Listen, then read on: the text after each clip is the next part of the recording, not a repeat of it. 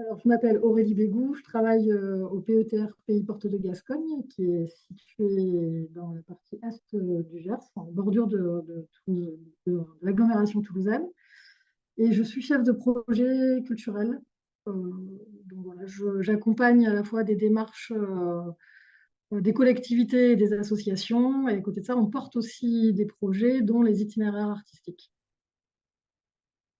Alors, si je vous dis économie circulaire dans le domaine de la culture, hein, pour vous, c'est quoi?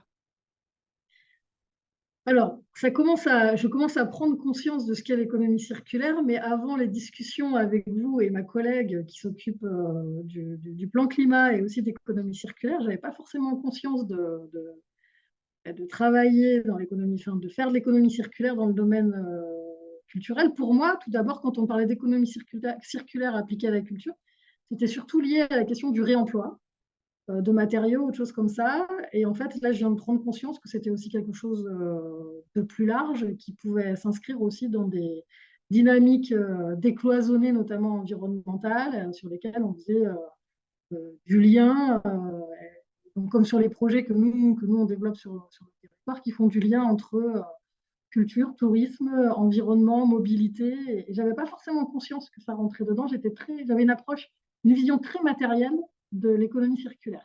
Et ça me demande encore un effort pour me projeter.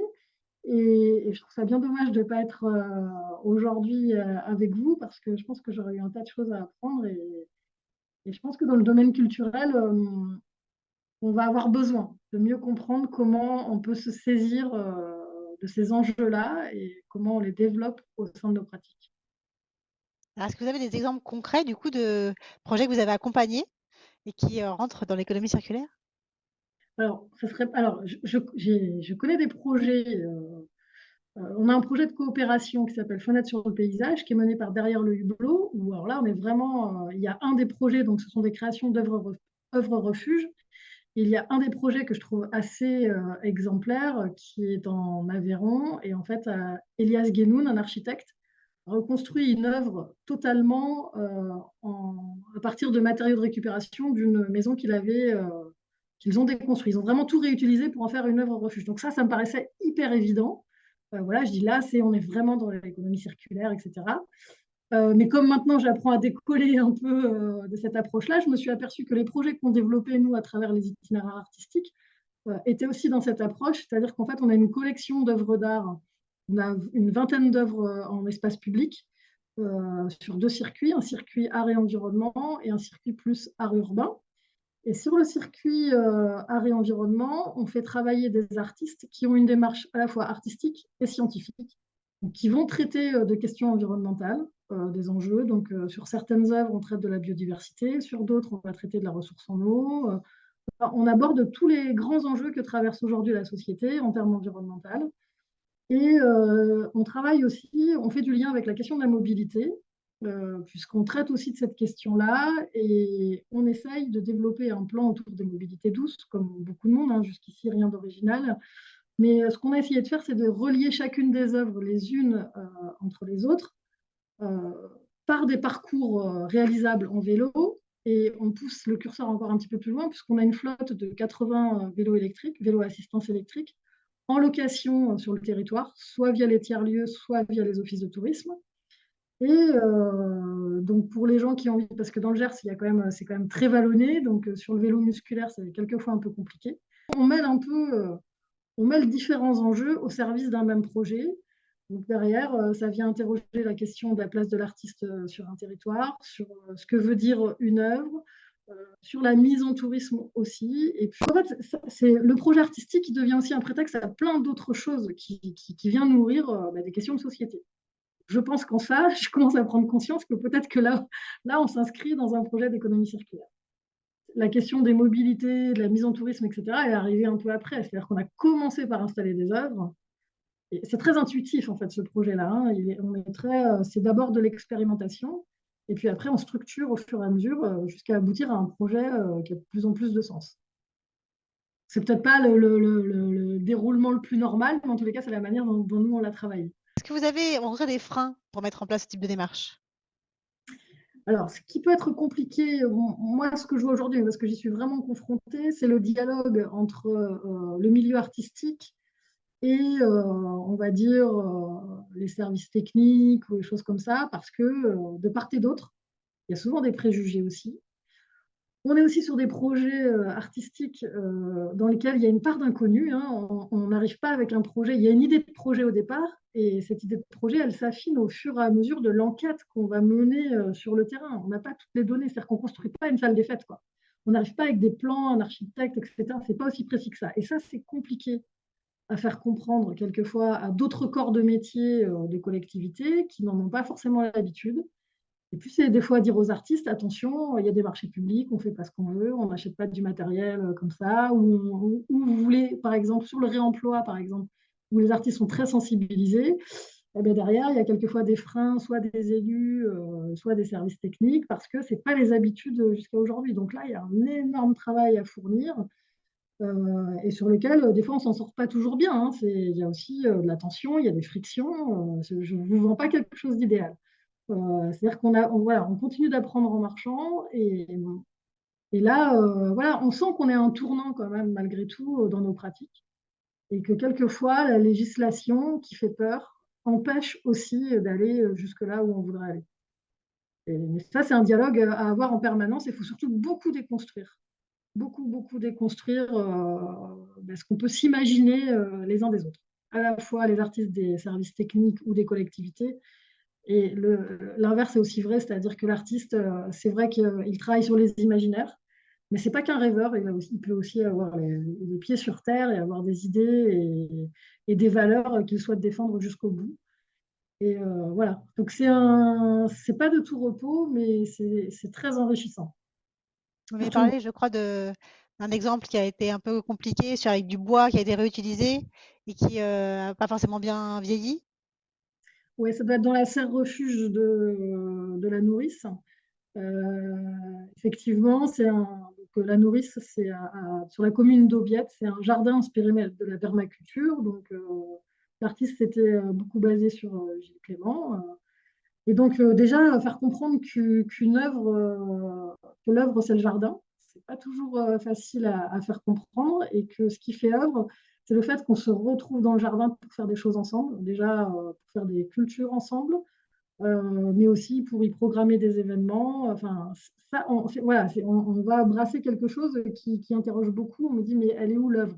Parce qu'on s'attend à voir une sculpture. Je dis, l'œuvre, en fait, elle est dans le site dans lequel vous vous trouvez. Et donc, l'artiste Olivier Matt a proposé une serre refuge, qui est une serre bioclimatique, donc dans laquelle on peut se réfugier à n'importe quel moment de l'année. Bon, c'est sûr que s'il fait -10, il va faire un peu frisqué à l'intérieur, mais en tous les cas, en temps de canicule, comme il y a des casquettes solaires qui sont faites, etc., à base de plantes, donc ça permet d'avoir quelque chose de toujours rafraîchi, etc. Et effectivement, l'artiste a voulu utiliser du bois de la forêt, donc à côté d'Aubiette, pour faire la charpente. Les élus, eux, qui en plus pour certains étaient charpentiers, voulaient utiliser un autre bois. On a suivi plutôt l'artiste qui, lui, en plus, a poussé le vice à aller chercher, donc a fait des ateliers avec les enfants, avec le centre de loisirs, et ils ont utilisé des chevals de trait donc ils ont découpé le bois dans la forêt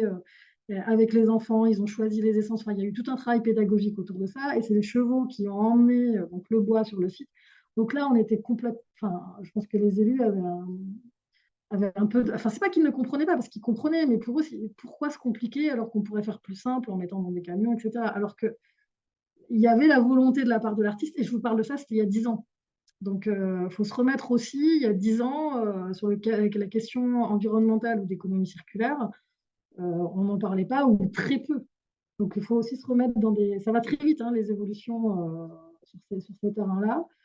Et c'est vrai que ce bois, en fait, il n'a pas été traité comme il fallait. Et donc, on a eu effectivement les capricornes qui sont dedans. Donc, on est en train de rattraper. Il y a eu un traitement. Mais c'est vrai que les élus nous disent encore, vous voyez, on vous l'avait dit, si on avait utilisé un autre bois, si on avait fait autrement, on ne serait pas aujourd'hui confronté à ces problèmes. D'un côté, ils ont raison. De l'autre, pédagogiquement, on a amené autre chose. Et on a eu une autre approche, c'est-à-dire que le bois n'a pas été choisi n'importe comment. Enfin, tout ça, c'est une question de culture, d'échange, et ça demande beaucoup d'efforts. Ça demande de bouger beaucoup de lignes.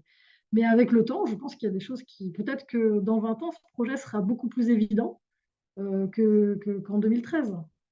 Et alors, d'après vous, qu'est-ce qui pourrait justement faciliter l'usage de pratiques circulaires dans la culture?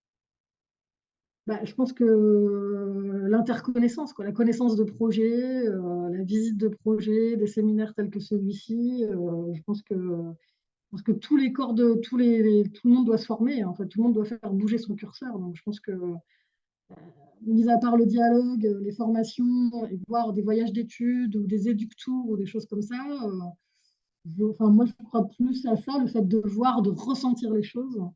Je pense que ça peut permettre d'aider à bouger les mentalités. Et puis, de toute façon, la société, elle bouge. Donc, on bouge à tous les niveaux, mais je pense que des fois, faut un peu accompagner. Donc, sur des projets, voilà, je pense que le fait d'avoir des politiques incitatives aussi, ça peut aider à faire bouger les lignes, avec des critères qui permettent de monter les curseurs, en fait. Mais ça demande de la formation, ça demande de l'explication, ça demande du dialogue. Voilà. Pour vous, l'économie circulaire dans la culture, est-ce que c'est une évidence, une pratique de plus en plus courante, une préoccupation inconsciente qui a besoin d'être soutenue, ou un objectif difficile à atteindre? Ben, c'est un peu, pour moi, c'est un peu, je me retrouve un peu dans toutes les réponses. En tous les cas, pendant longtemps, j'ai trouvé le secteur culturel un peu trop timide par rapport à ces questions-là, ou un peu trop basé sur des questions matérielles, type tri des déchets, etc. Pour moi, ça n'a jamais été suffisant. Ça fait plus de 10 ans, oui, ça fait 10 ou 15 ans qu'on travaille sur le décloisonnement culture et environnement. Et au départ, on était un peu seul sur ces questions-là. Je pense qu'aujourd'hui, ça bouge vraiment. Et je crois qu'il y a des questions de fond qui arrivent sur la question des imaginaires et ce que peuvent apporter les artistes euh, dans cette prise de conscience et sortir de ce sentiment d'écologie punitive, parce que des fois, c'est un petit peu le sentiment qui est diffusé à tort, je trouve. Mais bon, en tous les cas, je trouve que le milieu culturel peut au moins contribuer aussi à apporter ça. Et je pense qu'il y a beaucoup de choses qui bougent en interne, mais à mon avis, il y a encore beaucoup, beaucoup, beaucoup de travail à faire au sein notamment des grosses machines, des grosses structures. Mais la contrainte budgétaire, elle fait qu'on doit être inventif sur ces questions-là. Alors, ce qui est bien, c'est que dans nos structures, comme on n'a pas beaucoup de moyens, nous, ça fait longtemps qu'on se pose ces questions. Peut-être que finalement, ça nous donne non pas un coup d'avance, parce que je ne crois pas qu'on ait un coup d'avance, mais en tous les cas, on n'est pas surpris des questionnements, on n'est pas surpris des leviers qu'on doit actionner, et puis des postures qu'on doit bouger, quoi, avec urgence. Donc au moins, voilà. Mais sur le secteur culturel, ouais, il y a du boulot, mais je crois qu'il y a une prise de conscience. Et c'est assez récent, parce que je me sentais quelquefois un peu seule sur ces questionnements-là. Merci beaucoup Aurélie. Ben, merci à vous, et puis bon séminaire.